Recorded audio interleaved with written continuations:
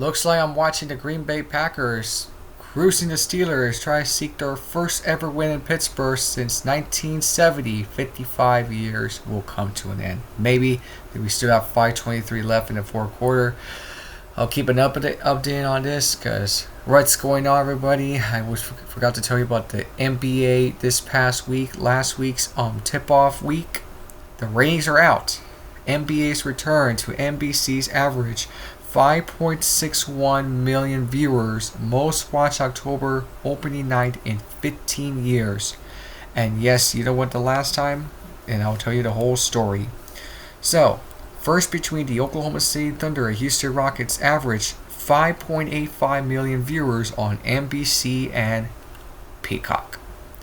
Which I'm not a fan of streaming service of Peacock. The ball loses and the Packers recovered.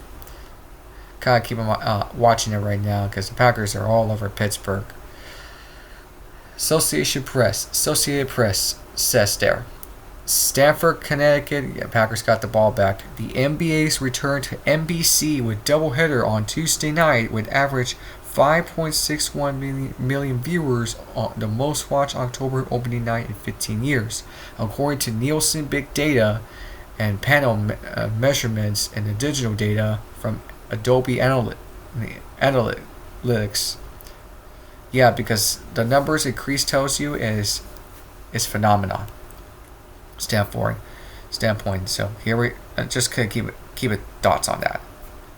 Now it was also the 87% increase over the 3 million that watched on TNT Sports last year. Yeah, because the ratings wasn't very popular enough because of politics with Adam Silver and this past week with the NBA gambling scandal, and Adam Silver's been called for the U.S. Congress requested coming up this Friday because of the deadline of the WNBA CBA deal deadline is also this Friday, either one way or the other. But I don't want to say too much of it, but I gotta aggress with that. So we're just gonna leave it like that. The first game between the defending champion Oklahoma City Thunder and Houston Rockets averaged 5.85 million viewers on NBC and Peacock, and it's right there according to the NBC Sports PR. Thrilling, the NBA tip-off doubleheader averaged 5.6 million viewers on NBC and Peacock, the largest audience for NBA tip-off doubleheader since 2010 as NBA returned to NBC and debuted on Peacock.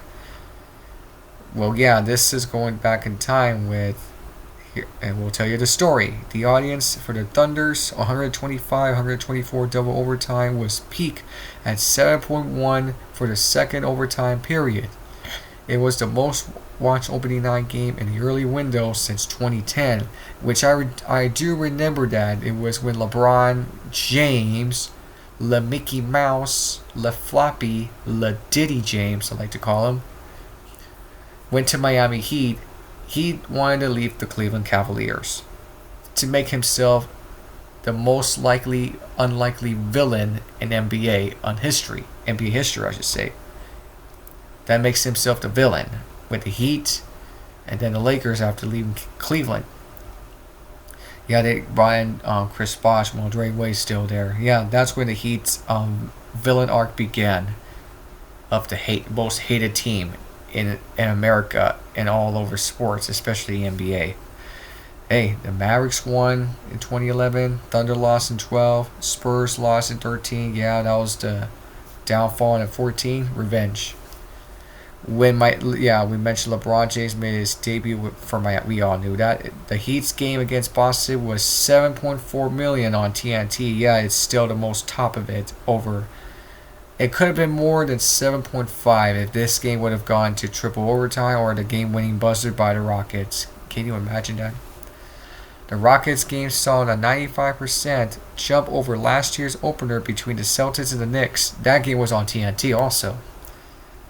And the Prime Video, I can't tell. And I'll show you the ESPN ratings of 2025. So stay tuned.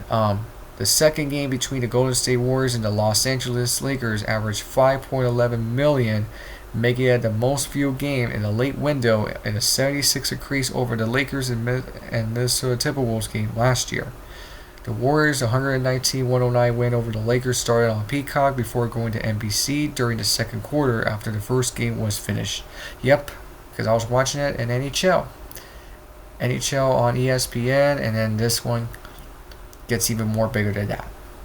According to Nielsen, NBC won the night in prime time among adults ages 18 through 49.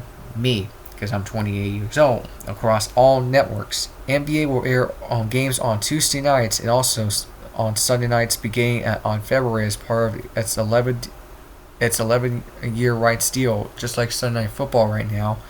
Tuesday was the network's first NBA game since the 2002 NBA Finals between the Nets and the Lakers. Yeah, we kind of remember that. My mom does too. And I was like, excuse me, something got into me. Just want to be sure. 5 years old. Yeah. So, before we get to the NBA national TV games of NBC, I'll show you this right now.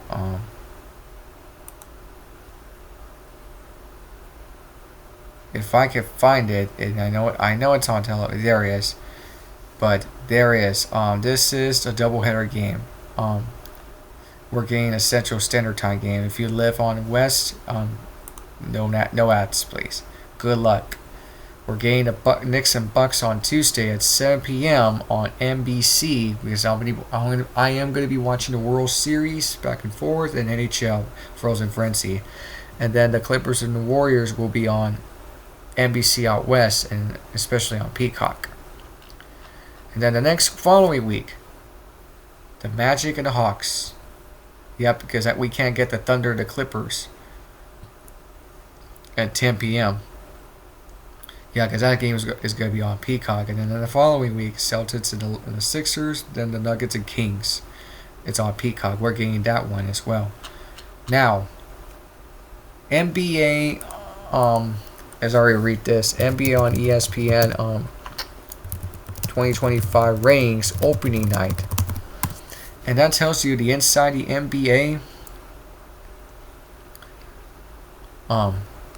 Take a look at this. According to the Google. Well, since it was a downfall, they averaged 2.33 millions of viewers. And that ratings was horrific. Because of Inside the NBA, I want to show you the Sports Illustrated another article I want to read. ESPN debut of Inside the NBA was a rousing success on all fronts, and EJ, the Jet, Sir Chuckster, and Shaq were as entertaining as ever during the first show of the season. Yeah, they mentioned about the Popeyes. That was hilarious. Ever since it was announced, ESPN landed a licensing deal with Turner Sports to air Inside the NBA, while the show will still be produced by Turner. Yeah, because of the college football playoff last year, sub-licensing deal. There was a relentless and constant cry from arrogant NBA fans that ESPN would ruin the show. Well, if Stephen Anthony Smith is not involved, then guess what? They're not gonna tune in for that. And I'm gonna pause this. No ads, please. These people did not care about the facts. The facts were simple. Inside the NBA will still be produced by the same people who have always produced it. The show will air from the same studio it has always been in. The cast will remain the same. Turner retained full creative control, and the only difference that will be that the Inside will air on ESPN instead of TNT. And these ratings will tell you this. And something reminds me that is basketball is the game that you're falling in love with. I watched Inside the NBA when I was a young boy, when the Spurs play on Wednesdays and Thursdays. And probably Chicago Bulls. Along with me and my mom and dad, we watched the Spurs, and then Inside the NBA comes out, and we laugh super hard. A little bit hard, but we don't want that much. I remember the All-Star game, the playoffs, And then the conference finals, the semifinals, the quarterfinals. Those were fun when me and mom and dad were watching those days. But the NBA is not the same because you got style plays, low management, shooting threes, no defense, all thanks to Adam Silver and LeBron James, of course. I wish the old days would come back, like David Stern era back in the old days. They usually did. Maybe Mark Tatum could be the next commissioner, but right now he's still a deputy commissioner.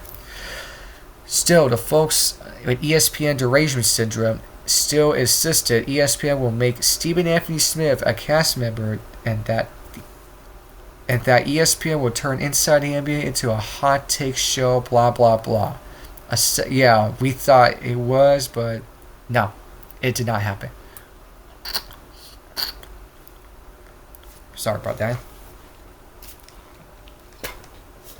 Give me 1 second here. There we go. A segment of sports fan just had no interest in the truth, despite those of us who cover sports media repeatedly telling everyone how the deal will work. Those people most have been besides themselves last night when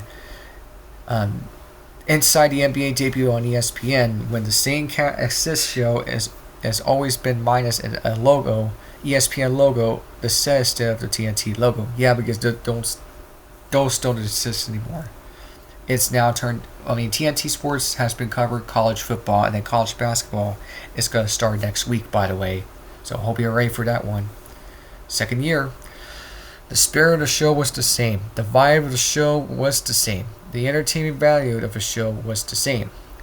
The first 5-10 minutes were hilarious, with a cast joking about Charles Barkley, new slim figure of Barkley's repeated pleas that he refused to get overworked by ESPN. Yeah, we all remember that about the whole flashback and then Popeyes. It was hilarious. It was hilarious. Talk about kissing ass. Oh, tastes like chicken. Oh, we're sponsored by Popeyes. It was hilarious. Love that chicken from Popeyes.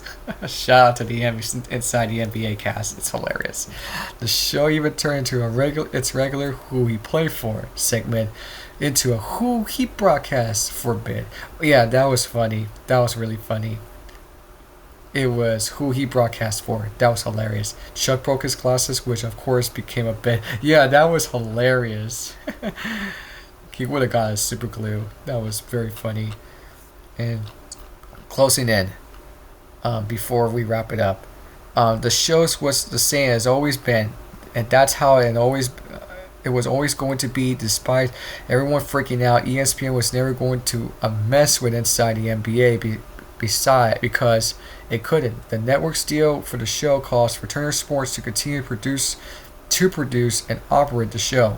ESPN actually could get a ton of credit for making this deal with Turner, because without it, Inside the NBA that will always known for love will be gone.